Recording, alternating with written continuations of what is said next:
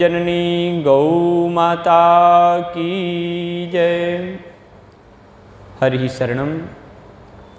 परम मंगलमय परात्पर अखिलेश्वर अकारण करुणावरुणालय भक्तवांछा कल्पतरु तड़ुद्यते विनिंदित पीतांबरधारी श्री बालकृष्ण लाल की, श्री राधा माधव सरकार की वांगमयी प्रतिमूर्ति, वाणीमयी शब्दमयी प्रतिमूर्ति श्रीमद्भागवत महापुराणांतर्गत मंगलमयी कथा सुधा का हम सब श्रवण कर रहे थे।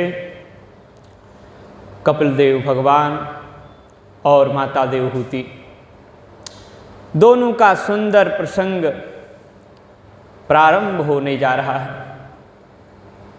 अनेक वर्षों तक अपने पुत्र के साथ सानंद रही माता का वात्सल्य कपिल देव को प्राप्त हुआ। पुत्र का वह प्रेम जिसके लिए माता भी लालायित रहती है, वह माता देवहूति ने प्राप्त किया। भगवान जैसा पुत्र प्राप्त हो तो कैसा आनंद होगा, माँ कितनी प्रसन्न होगी।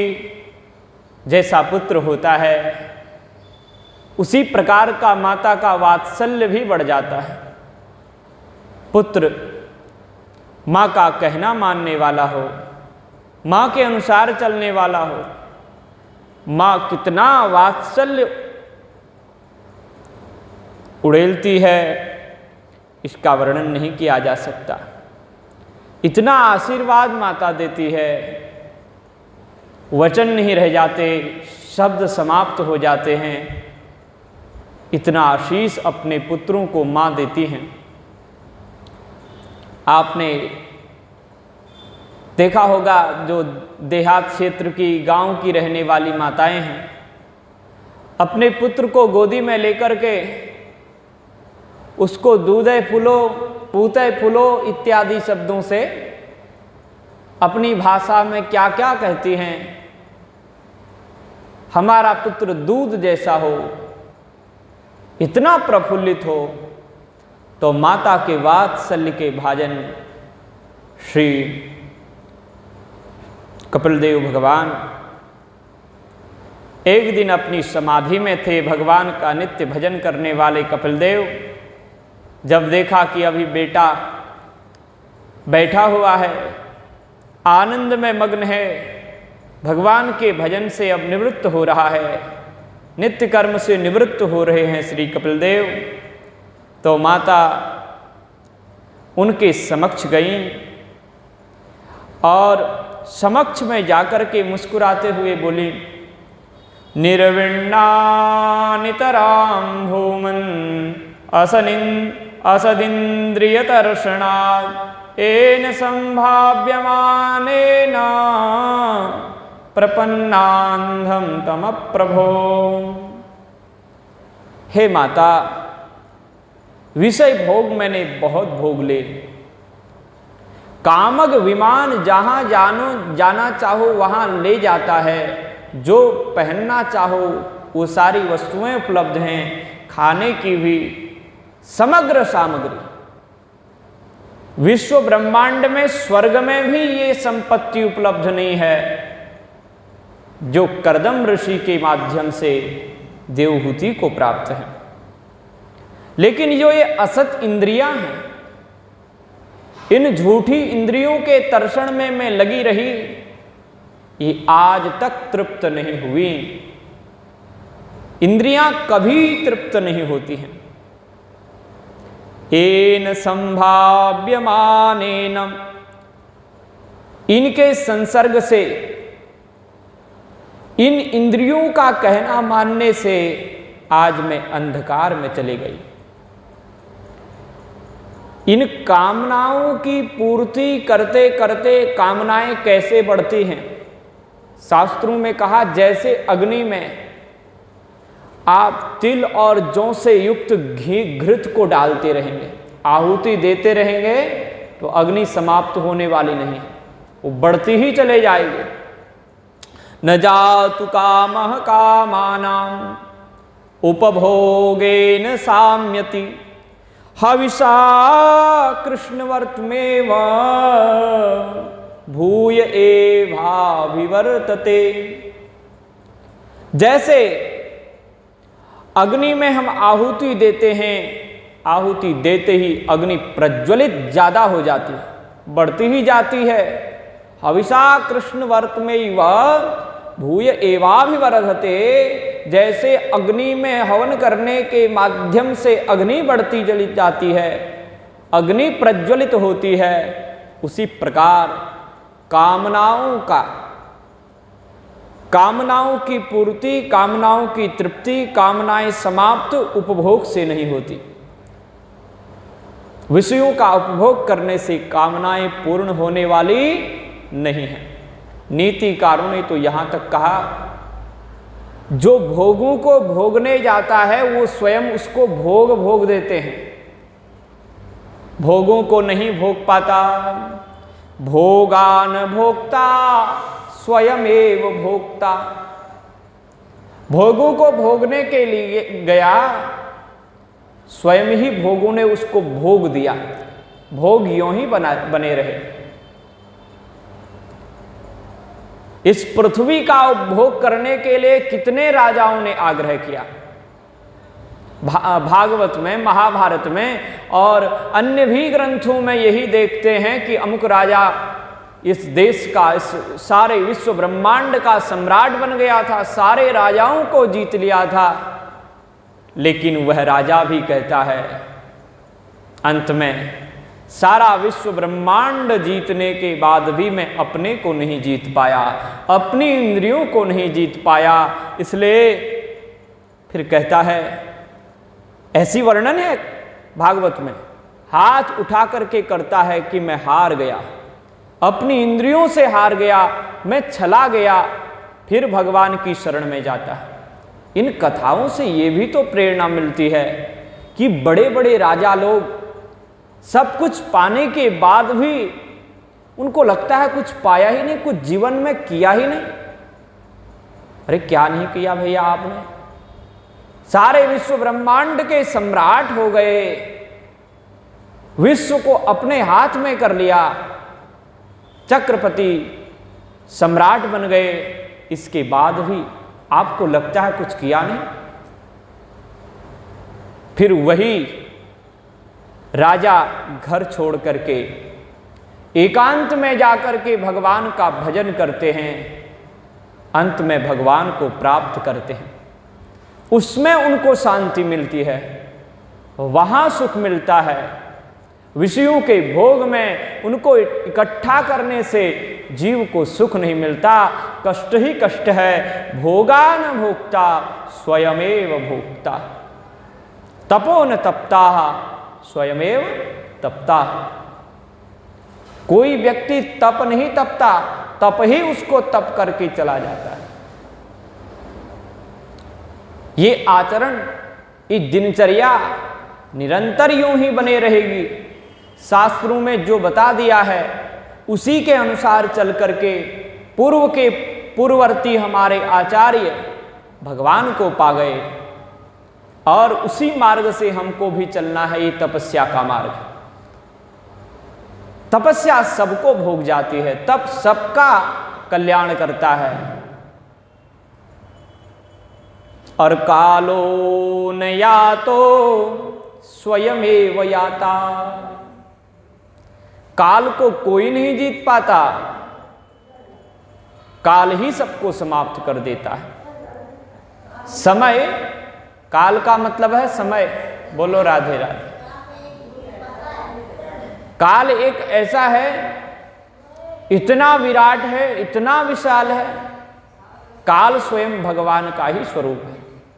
भागवत में कहा गया, काल को, वो आदमी नहीं है माता जी, वो स्वयं परमात्मा है। जीव की बात कर रहे हैं। परमात्मा स्वयं काल स्वरूप है। काल का ही जो असली स्वरूप है वो है काल। उसको महाकाल कहो, काल कहो, चाहे कोई नाम दे दो उसको, आप काल को अलग रखना चाहते हैं तो भगवान को महाकाल बना दो। तो इसलिए कहते हैं तृष्णान जीर्णा वयमेव जीर्णा। ये तृष्णाएं कभी जीर्ण होती ही नहीं, ये इच्छाएं, ये कामनाएं कभी पुरानी कभी बूढ़ी होती ही नहीं, ये नूतन बनी रहती है। एक नई कामना प्रकट हो जाती है। पहले घर नहीं था, घर बनाने की कामना, आलीशान मकान बनाया, बोले अब तो देखो पड़ोसी का तो पंखा भी चल रहा, अपन के पास पंखा नहीं है, पंखा लगा दिया। और पंखा लगने के बाद ज़्यादा गर्मी लगने लगी, एसी की ज़रूरत पड़ गई, एसी भी लग गया, फिर भी आफत है। एसी के बाद भी लोग परेशान हैं, फिर भी नींद नहीं आ रही है। जो इन कामनाओं का त्याग करेगा वही जीत सकता है अपनी इंद्रियों को। जो कामनाओं की तृप्ति में लगा रहेगा वह कभी भी अपने आप को नहीं जीत सकता, दूसरों की तो बात ही छोड़ दो, अपनी इंद्रियों पर विजय प्राप्त नहीं कर सकता। और इस प्रकार से शास्त्रों में श्री अष्टावक्र जी महाराज कहते हैं, ऐसा महापुरुष जो संसार के तुच्छ विषयों को तो कभी चाहता ही नहीं है, यहां तक कि मुक्ति को भी नहीं चाहता। मुक्ति की भी कामना दुखदाई ही है। भगवान का भजन करो तो भगवान के लिए करो, मुक्ति के लिए नहीं। आप भजन कर रहे हैं, नाम ले रहे हैं, तो आप स्वयं मुक्त ही हो जाएंगे। मुक्त अपने को बनाने की हमको भगवान मुक्त करेंगे तब मुक्त होंगे। ये कामना रखना, भगवान तो मुक्त बनाएंगे ही, लेकिन ये कामना यदि हमने रखी है तब हम बंधे ही हुए हैं, मुक्त नहीं हुए। हमको किसी ने बांध नहीं रखा है माता, हम स्वयं ही बंधे हुए हैं। ये घर मेरा, परिवार मेरा, दुकान मेरी, ये शरीर मेरा, शरीर मेरा है, ये भी हम बंधे हैं, हम शरीर भी नहीं। ऐसा विचार सतत बना रहे, और ये विचार लेकर के हम भगवान का निरंतर भजन करें, यही श्रेष्ठ है। अष्टावक्र कहते हैं, बुभुक्षोरिव संसारे मुमुक्षुरपि दृश्यते भोग मोक्ष निराकांक्षी दुर्लभो ही महाशयः। भोग भोगने वाले, भोग के इच्छुक, भोग चाहने वाले संसार में देखे जाते हैं, मुक्ति चाहने वाले संसार में देखे जाते हैं। कोई ऐसे भी महापुरुष हैं जो दुर्लभ हैं, जो सर्वत्र उपलब्ध नहीं होते, जो हर जगह दिखाई नहीं देते, लेकिन होते तो हैं, जो न मुक्ति चाहते हैं, न भोग चाहते हैं, कुछ चाहते ही नहीं। भोग मोक्ष निराकांक्षी, भोग और मोक्ष की जो इच्छा नहीं करते, ऐसे महापुरुष दुर्लभ होते हैं।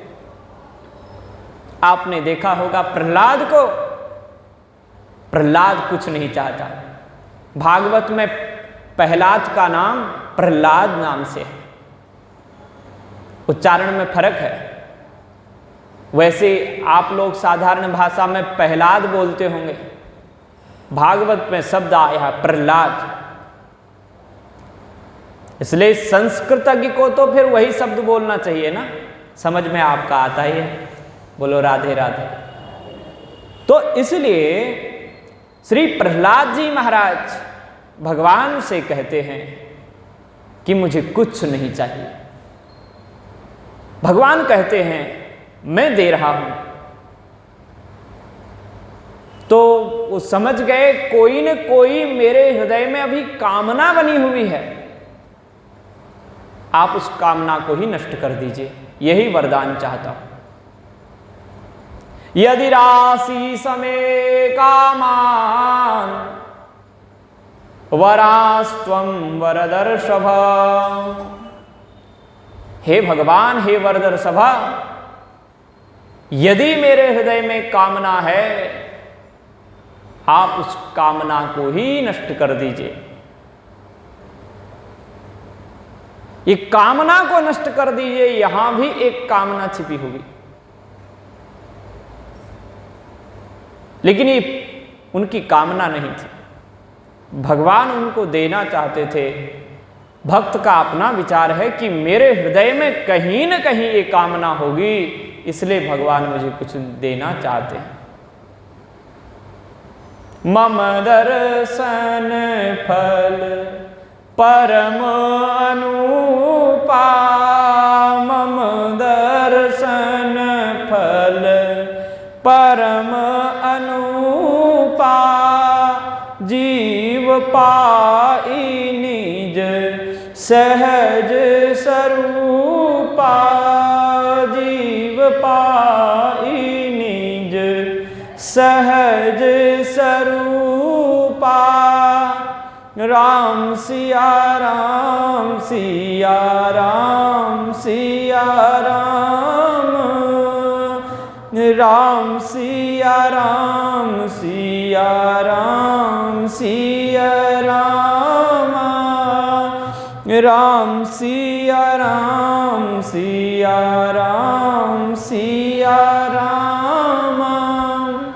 मम दर्शन फल परम अनुपा। भगवान ने कहा मेरा दर्शन अनुपम है। मेरे को पा जाने के बाद जीव सहज स्वरूप में स्थित हो जाता है, अपने स्वरूप में आ जाता है। तो भगवान का दर्शन, ये दर्शन की इच्छा करो, भगवान को पाने की इच्छा करो, लेकिन मुक्ति की इच्छा ना करो।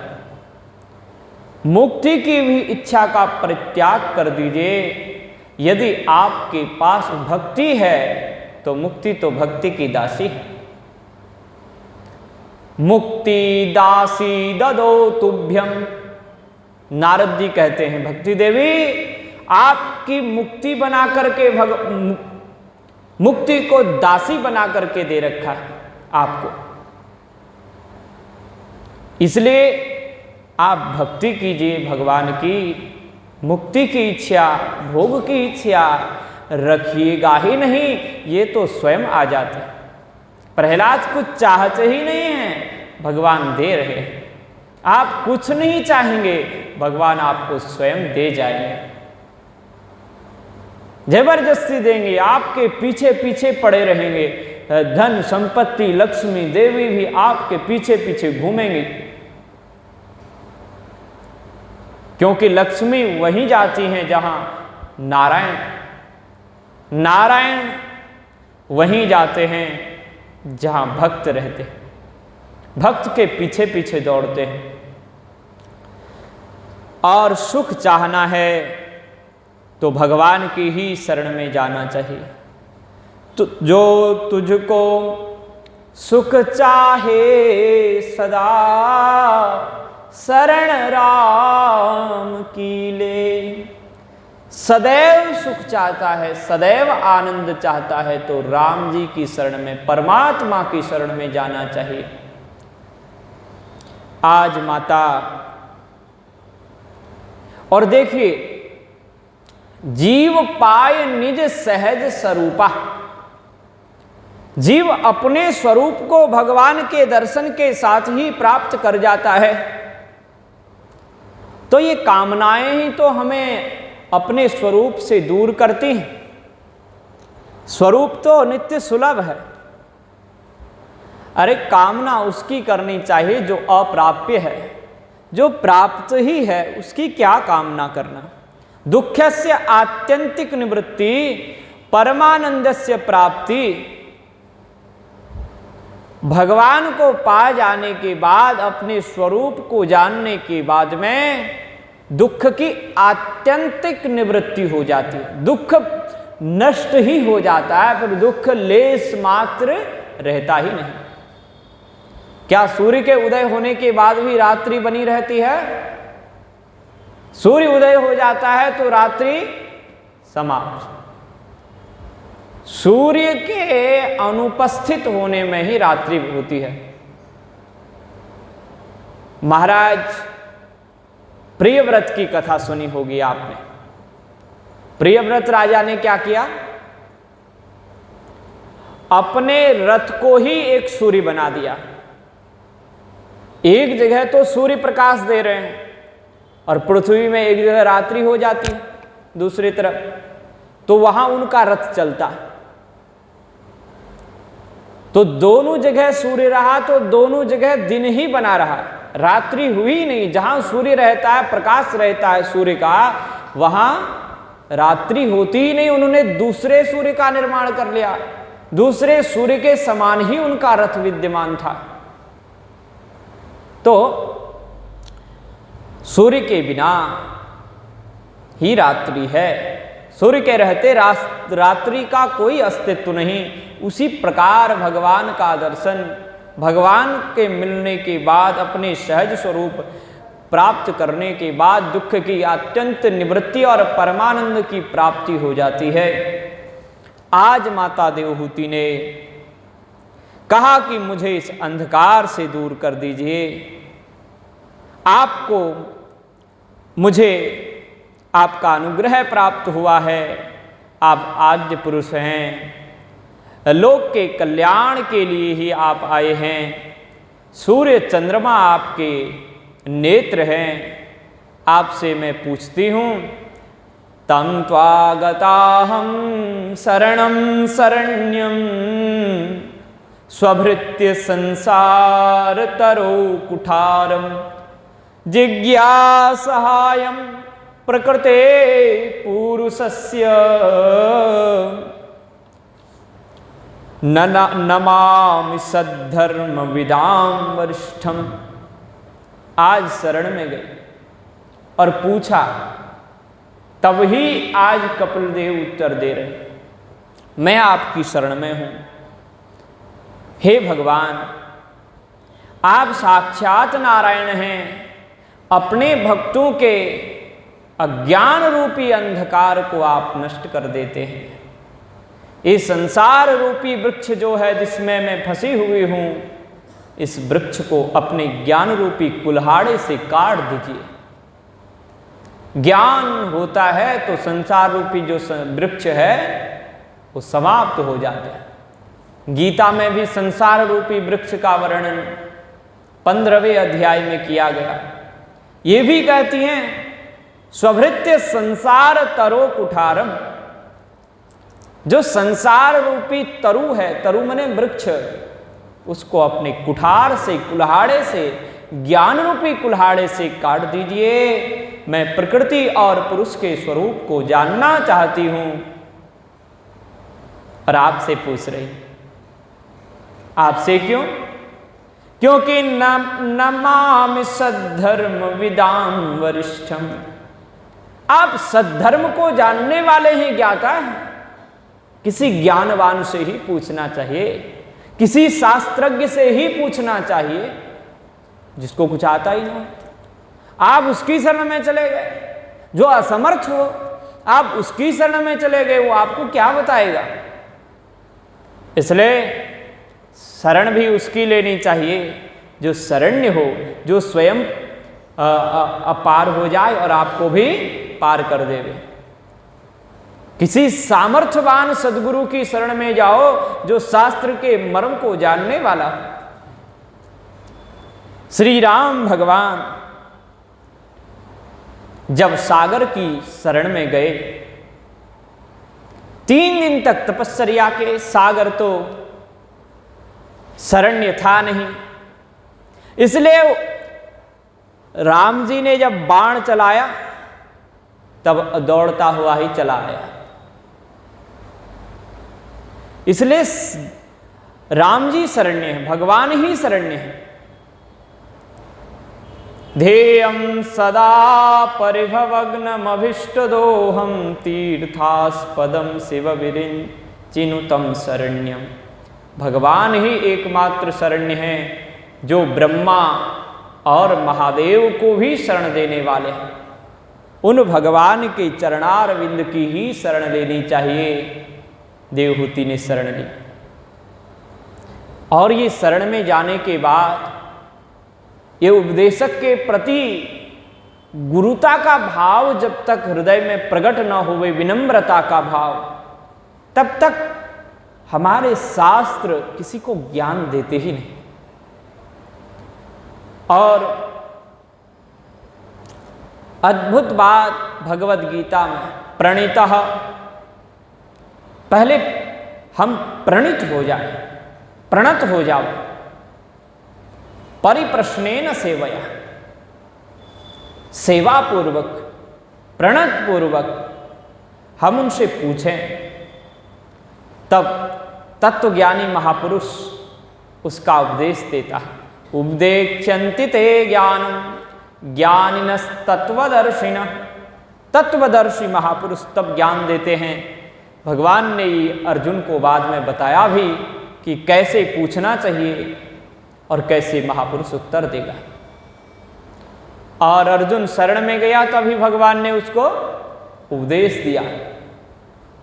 कार्पण्य दोषो पहत स्वभावः पृच्छ्यामि त्वां धर्म सम्मूढ़ चेताः यश्रेयः स्यान् निश्चितं ब्रूहि तन्मे शिष्यस्तेऽहं साधिमां त्वां प्रपन्नम।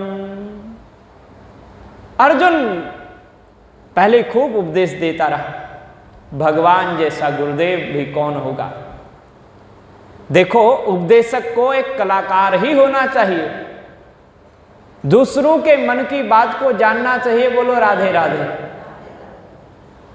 अगर उपदेशक अपने श्रोताओं को अपनी ओर आकर्षित नहीं कर सकता तो वो निष्फल है,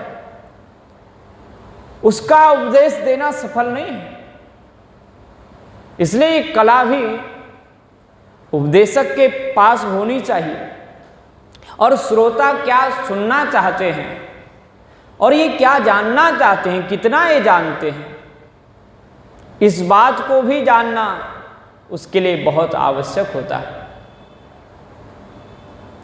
और जब तक श्रोता अपने को विद्वान मानता रहेगा, विद्वान हो, श्रोता को विद्वान तो होना ही चाहिए, पढ़ा लिखा तो होना ही चाहिए। श्रोता वक्ता गूढ़ निधि, श्रोता वक्ता ज्ञान निधि, कथा राम के गूढ़। तो ज्ञानवान होना तो ठीक है, लेकिन एक ज्ञान का दंभ भी हो जाता है कि हमको तो ये सब पहले से आता ही है। यही बात सुना रहे अर्जुन को भी ऐसा ही था। भगवान ने कहा, भाई जितना ज्ञान तेरे पास है पहले तू बता दे। अर्जुन तुम बताओ, मैं सुनता हूं। और जब तुम्हारी ज्ञान की ये बर्तन खाली हो जाए, जिसको तुम अपना ज्ञान समझते हो, ये खाली हो जाएगा, अभिमान टूट जाएगा, तब ही मैं उपदेश दूंगा। अर्जुन का ज्ञान संसार की दृष्टि से बहुत अच्छा है, प्रथम अध्याय का, लेकिन अध्यात्म दृष्टि से और संसार में भी उसमें दुर्बलता ही छिपी हुई हैं। ऐसा ज्ञान अर्जुन ने भी दिया। भगवान सुनते रहे, सुनना भी चाहिए। उपदेशक को केवल कहना ही नहीं चाहिए, वक्ताओं का उनकी बात को सुनना भी तो चाहिए। उनकी जिज्ञासा क्या है, वो चाहते क्या है। अर्जुन कहता है, कार्पण्य दोषो, मेरे पास कार्पण्य दोष आ गया है। अपहतः स्वभावः, स्वाभाविक। इसलिए मैं आपसे पूछता हूं, मैं बड़ा भयभीत, विषाद से ग्रस्त, धर्म सम्मूढ़ चेता, धर्म को जानने में, समझने में मैं सक्षम नहीं रह गया, अचेता अचेतन हो गया, मूढ़ हूं, संसार के विषयों में ही मेरी दृष्टि है, किसी को ताऊ, किसी को चाचा, किसी को भाई ही मैं मानता हूं, मैं आपको नहीं देख रहा हूं। इसलिए आप मेरी कल्याण का मार्ग बताइए। यश्रेयस्या निश्चितम ब्रूहि तन्मे, जो निश्चित रूपेण मेरा कल्याण कर दे, ऐसा कल्याणकारक साधन आप ज्ञान मुझे दीजिए। भगवान ने कहा मैं क्यों दूं भाई, गुरुजी को कहीं ज्ञान दिया जाता है? आप तो गुरुजी हैं, इतना सुंदर प्रथम अध्याय का तुमने मुझे ज्ञान दिया है। अर्जुन ने कहा नहीं भगवान, आपका मैं शिष्य हूं, गुरु नहीं हूं, आप मुझे बताइए। भगवान कहिए ब्रूहि, भगवान नहीं कहना चाहते। अर्जुन कहता कहो प्रभु, मैं आपका शरणागत हूं, मैं आपका प्रपन्न हूं। शिष्यस्ते हम साधिमाम त्वाम प्रपन्नम, मैं आपका प्रपन्न हो गया हूं, शरणागत हो गया। और जब कोई भगवान का शरणागत हो जाता है, भगवान ही शरण्य है, तो प्रपन्न पारिजाताय, प्रपन्न व्यक्ति के लिए भगवान पारिजात बन जाते हैं। प्रपन्न पारिजाताय तोत्रवेत्रे कपाणे ज्ञान मुद्राय कृष्णाय गीतामृत दुहे नमः। भगवान पारिजात बन जाते हैं, जो चाहो सो मिलेगा। एक बार प्रपन्न बन के दिखाइए, एक बार शरणागत होकर के दिखाइए। इसी भाव के साथ हम सब भगवान की शरण में जाते हैं। अब सौंप दिया इस जीवन का सब भार तुम्हारे हाथों में,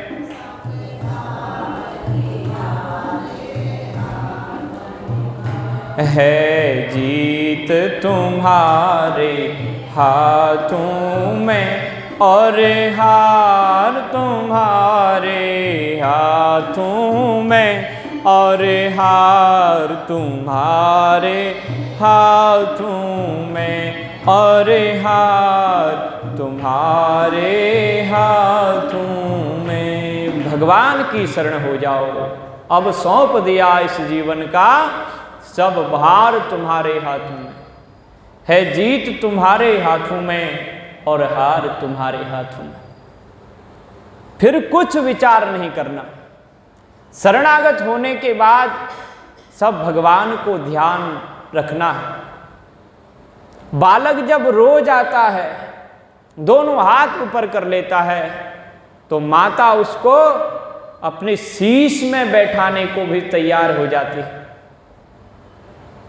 छोटा सा बालक रो रहा था, पहले लड़ झगड़ रहा था माता से, और माँ कहना उसकी बात ना माने तो पृथ्वी में लौट रहा था, मिट्टी में।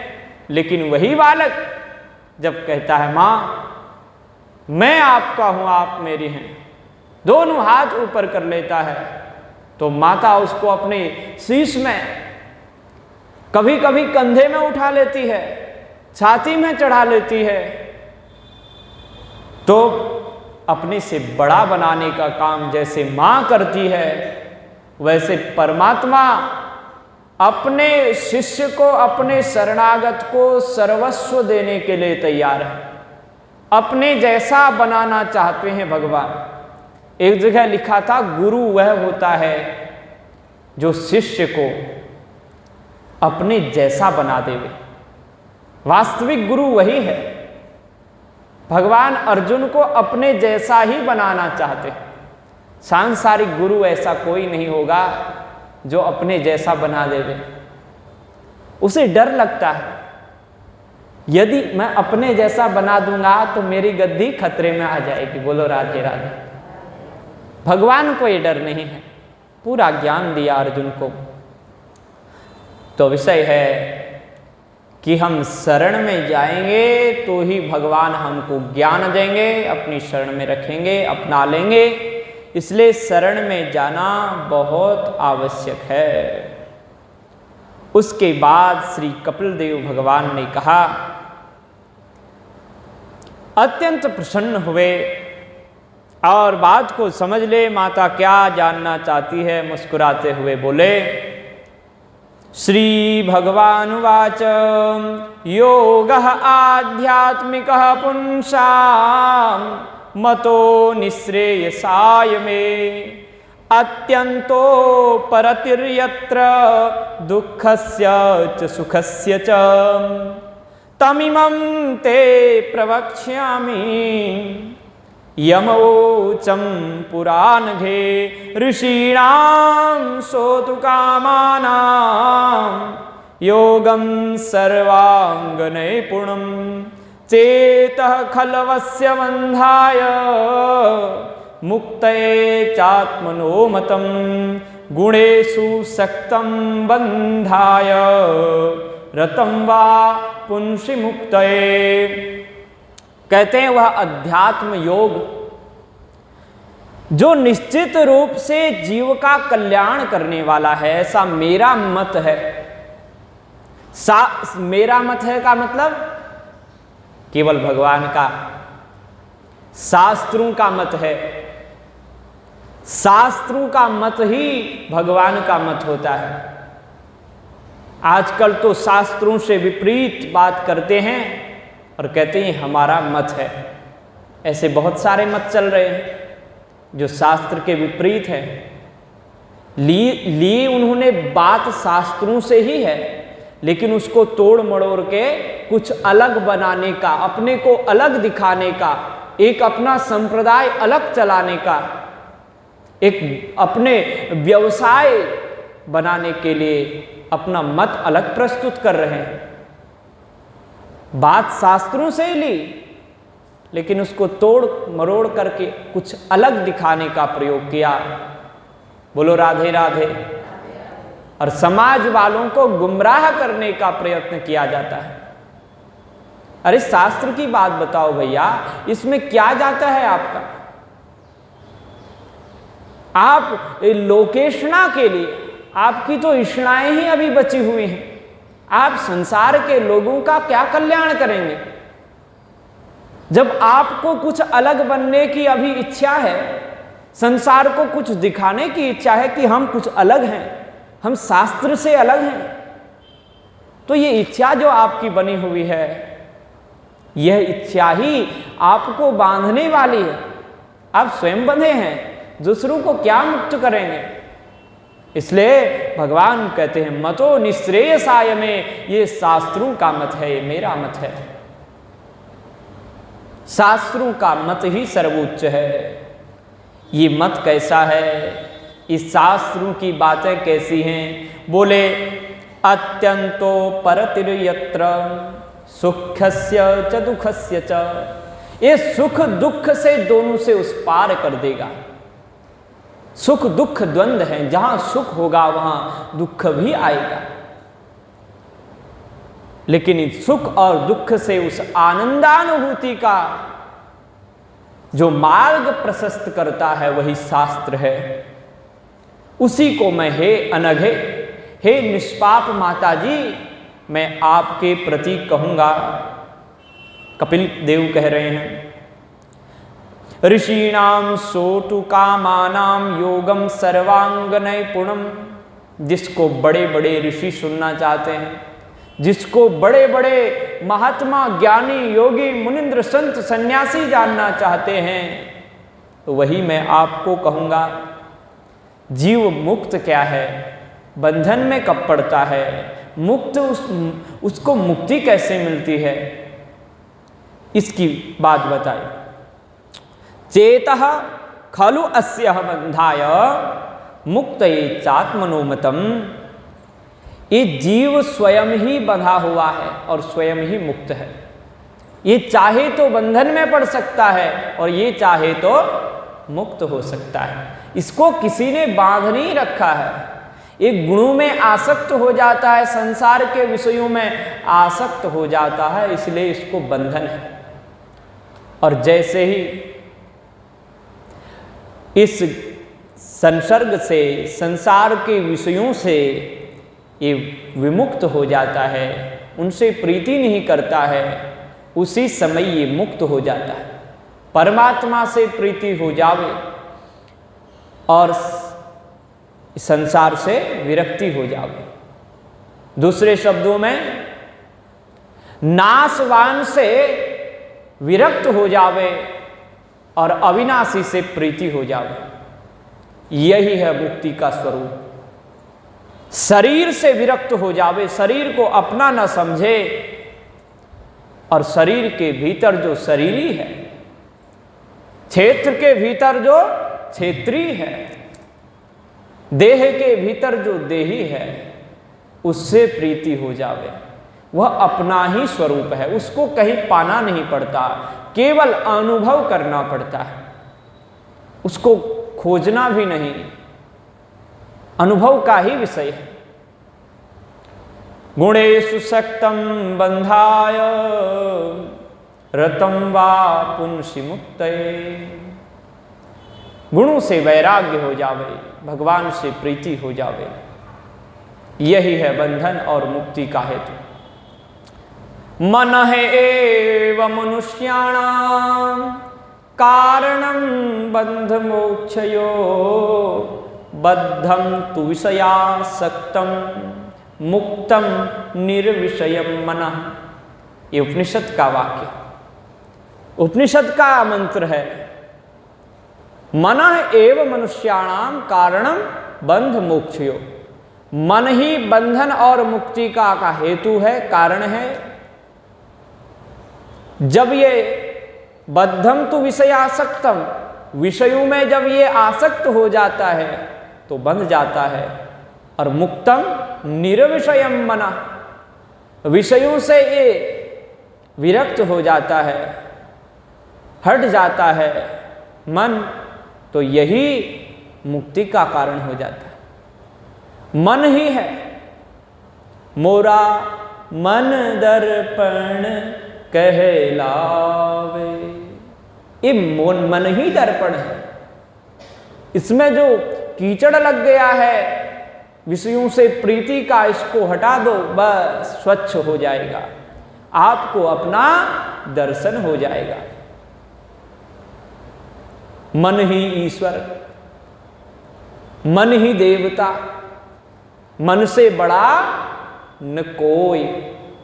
जब तक ये मन हमारे वश में नहीं है, जब तक हमने इस मन को स्वच्छ नहीं किया, तब तक हम परमात्मा का दर्शन, अपना दर्शन, उस आनंद स्वरूप की अनुभूति नहीं कर सकते।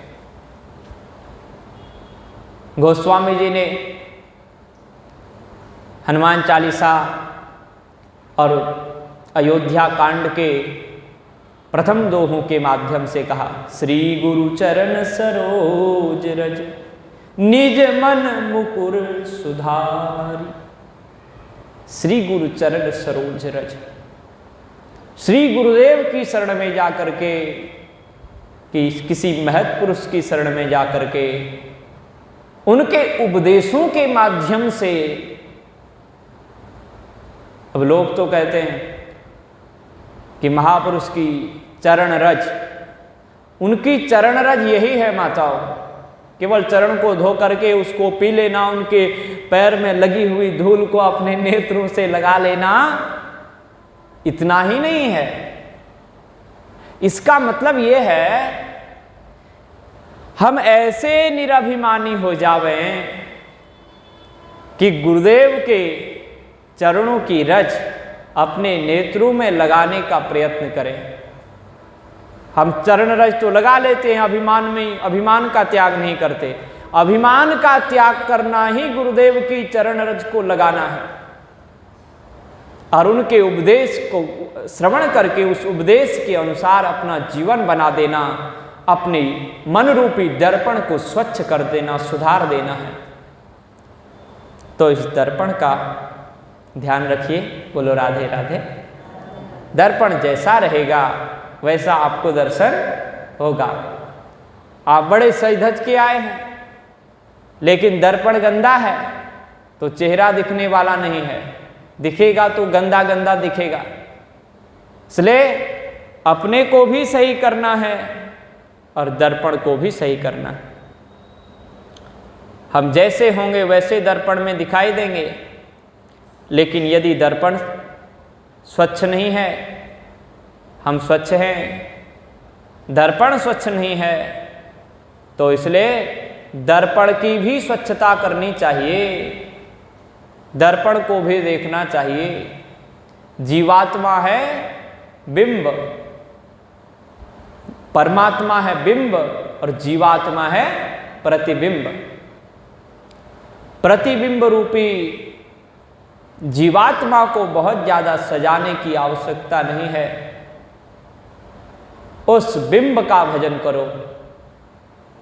और यहां एक दूसरा आशय निकलता है, प्रतिबिंब है ये शरीर और बिंब है हमारी आत्मा। उस बिंब को सजाओगे तो ये शरीर स्वयं सज जाएगा, धन्य धन्य हो जाएगा, कृतार्थ हो जाएगा, दूसरों को भी पावन करने वाला होगा। संत महात्माओं के शरीर की इसलिए महिमा होती है, उनके चरण रज की इसलिए महिमा होती है कि उन्होंने अपने शरीर के भीतर विद्यमान जो देवता है, जो आत्मा है, उसको पा लिया है, उसको आनंद प्रदान किया है, आनंदित किया है, लादित है उससे। तो मुक्ति और बंधन का कारण बताया। उसके बाद कहते हैं कि यह मुक्त होना, बंधन से मुक्त होना, मन का शुद्ध हो जाना, ये तभी संभव है जब हमारे हृदय में भक्ति आ जाए। नायुज्यमानया भक्त्या भगवत्यखिलात्मनि सदृशोऽस्ति शिवपन्था योगिनां ब्रह्मसिद्धये। प्रसंगः मजरं पाशम् आत्मनः कवयो विदो स एव साधु सुकृतो मोक्षद्वारमपावृतम्। ये भक्ति जब तक हमको प्राप्त नहीं होगी, अनया भक्त्या, ऐसी भक्ति, निर्मल भक्ति, एकांतिक भक्ति, अनन्या भक्ति जब तक नहीं प्राप्त होगी, भगवती, भगवान में जो अखिल विश्व ब्रह्मांड के आत्मा है, अखिल विश्व ब्रह्मांड के रूप में ही विद्यमान है। अगर हम भगवान को विश्व ब्रह्मांड में देखते हैं तो फिर पड़ोसी से द्वेष नहीं करना चाहिए। झगड़ा हो जाए कोई बात नहीं, द्वेष मत करो। झगड़ा होना अलग बात है। बर्तन जब बहुत ज़्यादा हो जाते हैं तो खड़ाखड़ करने ही लग जाते हैं। जब दो चार माताएं एक जगह बैठ जाती है तो राधे राधे तो हो ही जाता है। इसलिए राधे राधे हो जाए कोई बात नहीं, लेकिन राधे राधे जी में कोई परेशानी नहीं है, पर भीतर का द्वेष न हो। भीतर से हम हर समय उस व्यक्ति को देख करके परेशान न हो जाए। थोड़ी देर लड़ाई होगी, झगड़ा हो गया, बाद में सोचे कि देखो भैया कोई बात नहीं, उसको मना लो, भीतर से प्रसन्न रहो। अगर द्वेष है तो हमारे पास भक्ति नहीं है। हम किसी से भीतर से द्वेष कर रहे हैं तो फिर भक्ति नहीं है। भीतर से न संसार वालों से द्वेष करो, भीतर से न संसार वालों से प्रेम करो। बोलो राधे राधे। तो ऐसा अद्भुत मार्ग है भक्ति का। सदृशोस्ति शिव पंथा, इस भक्ति के समान कल्याणकारक दूसरा कोई साधन नहीं है। नान्यः पंथा विद्यते यनाय। वेद ने भी कहा इससे बढ़कर कोई दूसरा साधन नहीं, कोई मार्ग नहीं, कोई रास्ता नहीं। सदृशोस्ति शिव पंथा योगिनाम ब्रह्म सिद्धये। जिसे इसी मार्ग से बड़े बड़े योगियों को भी सिद्धि प्राप्त हुई है। यही मार्ग है भक्ति का। जो तपस्वी हुए, ज्ञानी हुए, विज्ञानी हुए, उनको ये नहीं कहना चाहिए कि केवल ज्ञान ही ज्ञान उनके पास था। ज्ञान के साथ में भक्ति भी थी, प्रीति भी थी, सबके साथ प्रेम करते थे। कैसा प्रेम है हमारे ऋषियों का। वो कहते हैं कि देखो, जो ये मेरा परिवार है, जो सीमित रहते हैं, वो तो खोटी बुद्धि वाली के हैं। उदार चरिता नाम तु वसुधैव कुटुंबकम। जिनका उदार चरित्र है, जो भक्ति से समन्वित हैं, वो तो कहते हैं वसुधा एव कुटुंबकम। ये वसुधा ही, ये पूरी पृथ्वी ही मेरा परिवार है। उनका प्रेम सबके प्रति होता है। सारी वसुधा में उनका प्रेम का विस्तार है। कितना विराट हृदय है, कैसे लाना नहीं पड़ता। सब हमको भगवान ने दिया हुआ है। ऐसी भावना हमारी हो जावे कि सारा ही संसार सीताराममय है। कभी तो विचार करो, केवल सत्संग में ही नहीं, यहां जाने के बाद भी क्या इसको हम जीवन में ला सकते हैं? बाद में विचार करो। हम भी विचार करते हैं, क्या उस मंच में बैठ करके लोगों को सुनाने के लिए ही मैंने बातें कही थी, या मेरे जीवन में ये उतर के आ सकता है?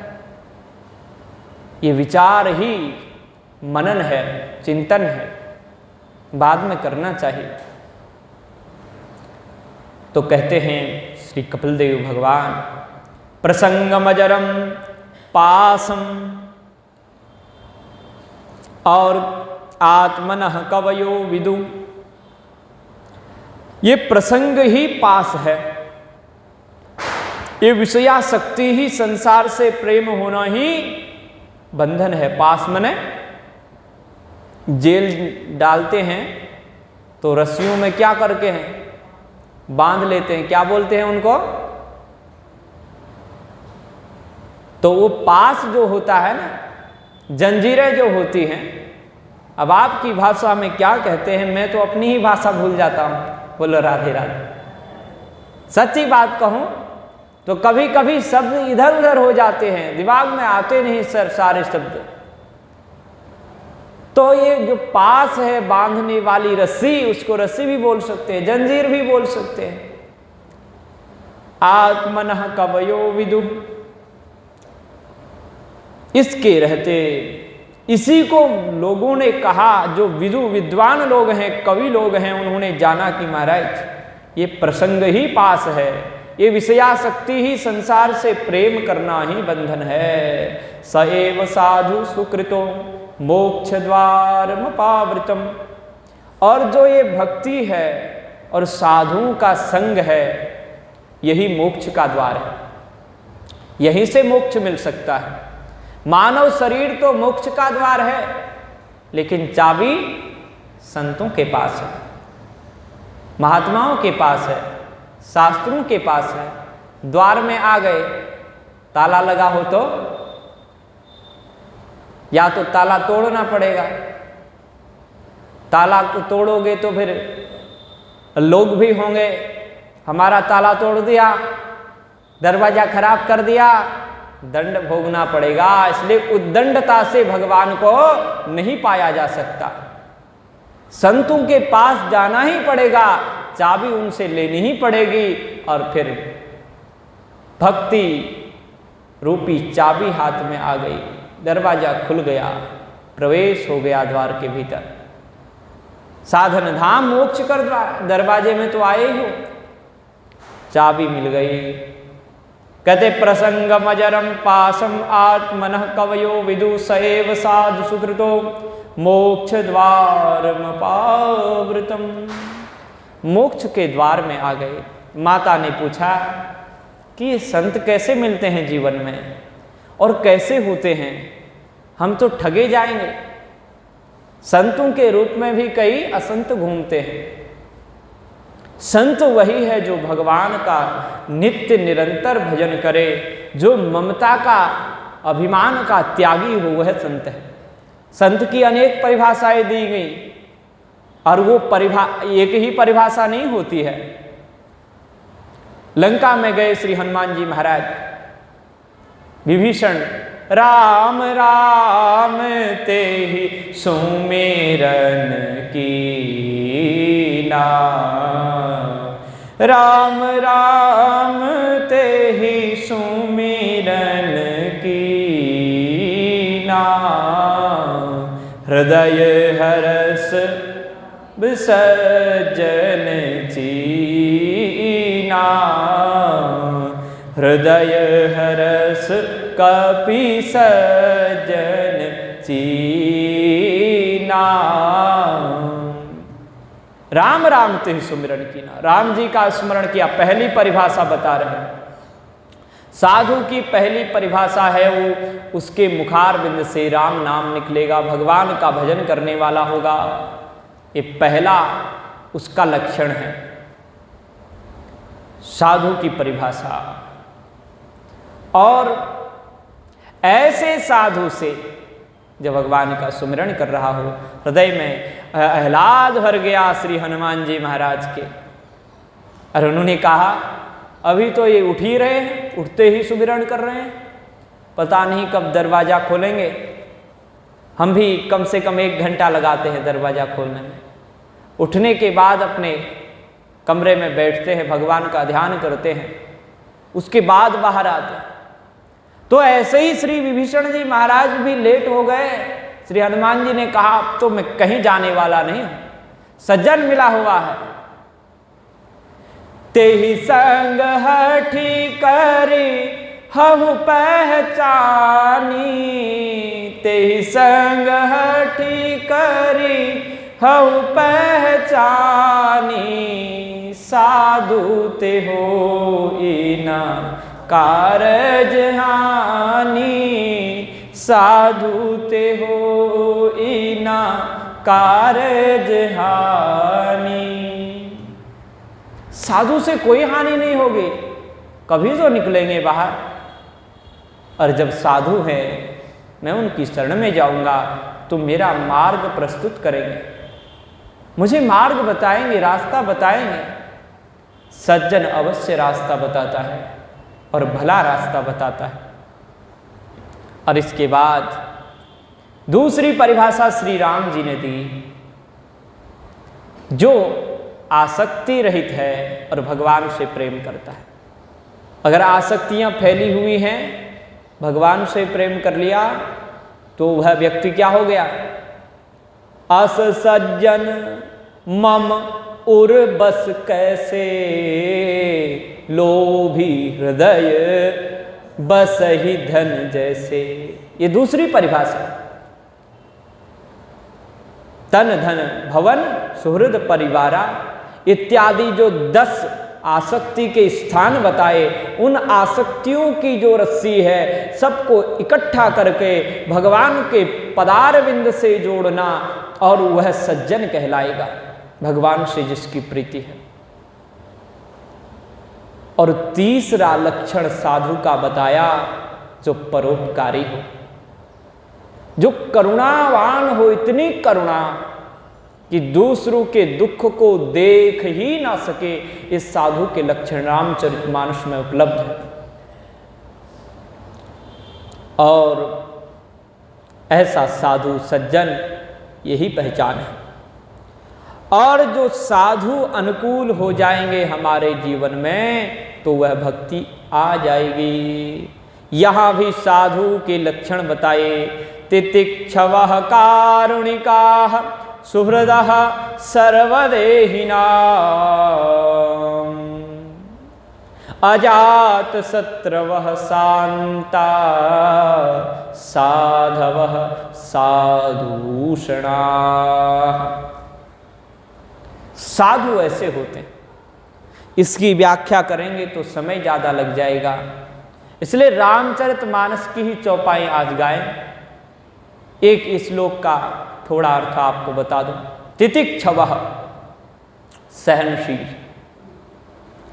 तितिक्षवः द्वंद्वों को सहने वाला, सुख दुख को सहने वाला, मान अपमान को सहने वाला, स्तुति और निंदा में सम रहने वाला। कौन मेरा अपमान कर रहा है, कौन सम्मान कर रहा है, ठंडी गर्मी, जो ये विषम परिस्थितियां हैं और सम परिस्थितियां हैं, इनमें एक समान रहने वाला और परोपकारी। कारुणिका, करुणा होती है इसलिए उसके पास परोपकार करने की भावना होती है। बोलो राधे राधे।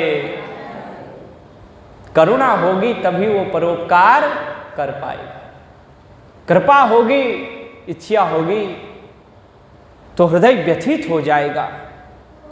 कुछ करें, नहीं होगा तो उसके पास कुछ करने के लिए तो बड़ा दुखी रहता है। कभी कभी करुणा आ जाती है, दया आ जाती है किसी दीनहीन को देख करके।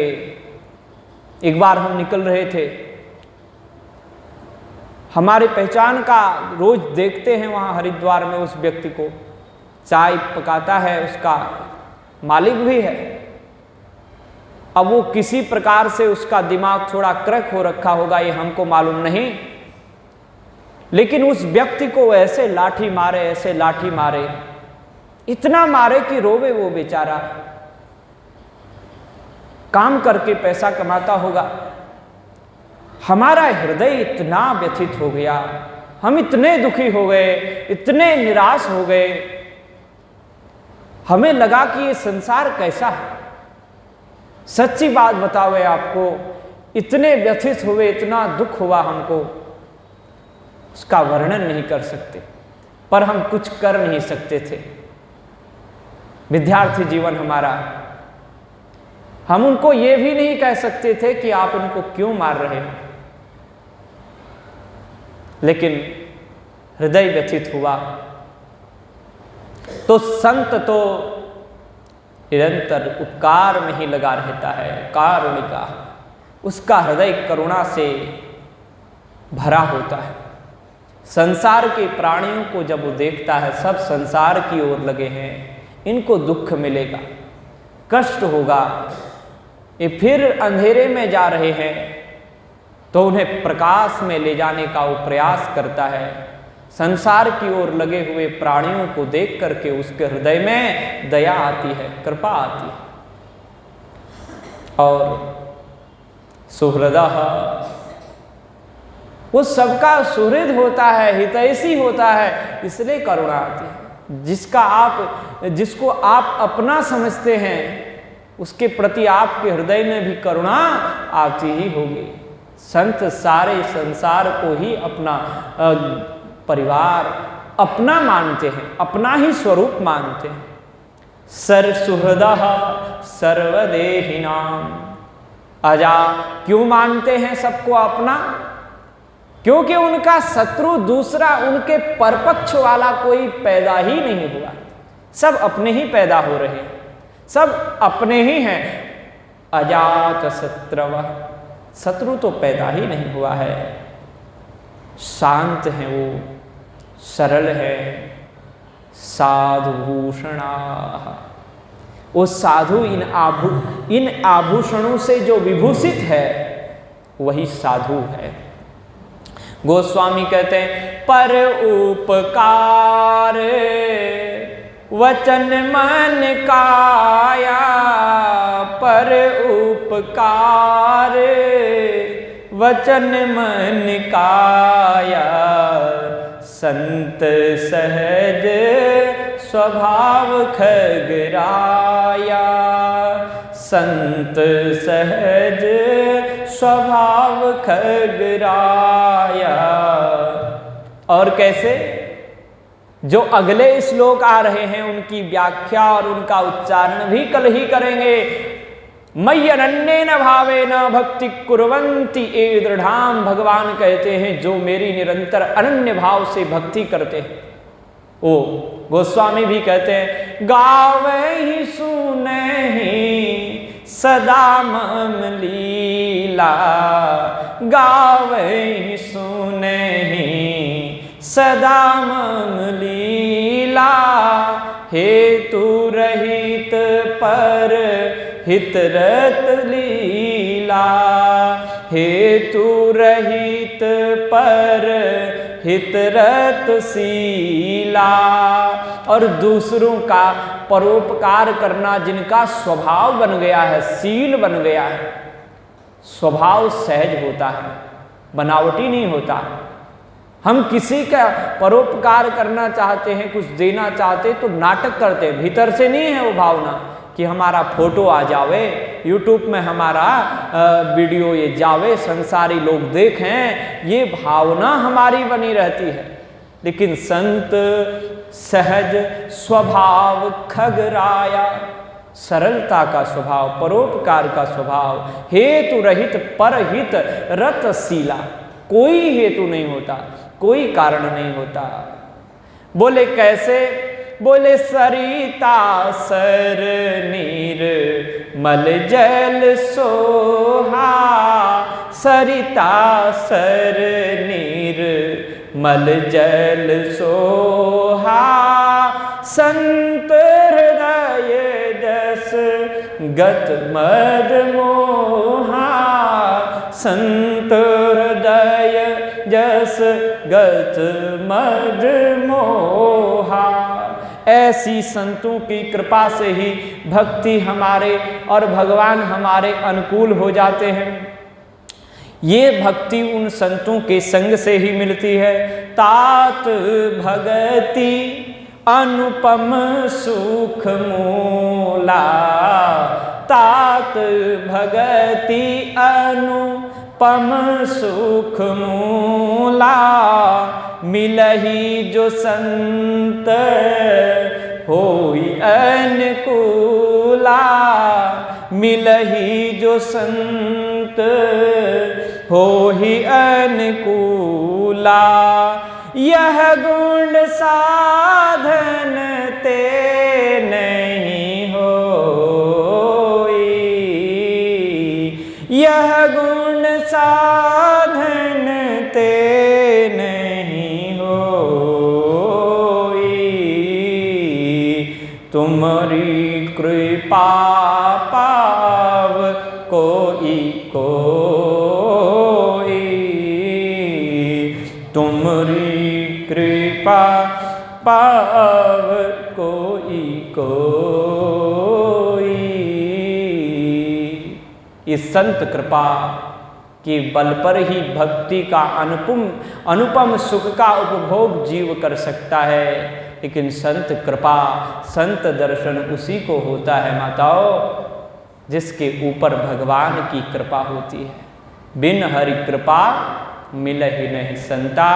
तो आप लोगों को ऐसे दिव्य संतों का दर्शन होता रहे जो अनुपम सुख मूला भक्ति आपके हृदय में स्थापित करते रहें। इन्हीं शब्दों के साथ में भगवान का नाम स्मरण करते हुए वाणी को विराम, सबको जय सिया राम। श्री राम जय राम, जय जय राम।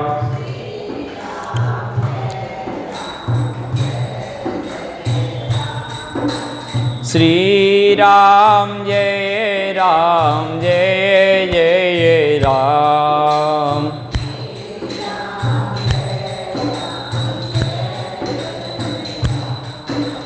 श्री राम जय राम, जय जय राम।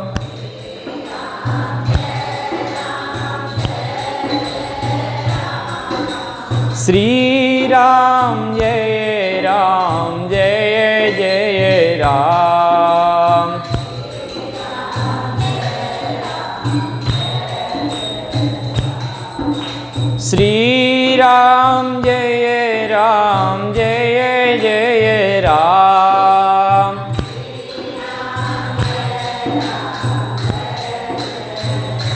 बोलो रामचंद्र भगवान की जय। श्री कृष्णचंद्र भगवान की जय। श्री कपिल देव भगवान की जय।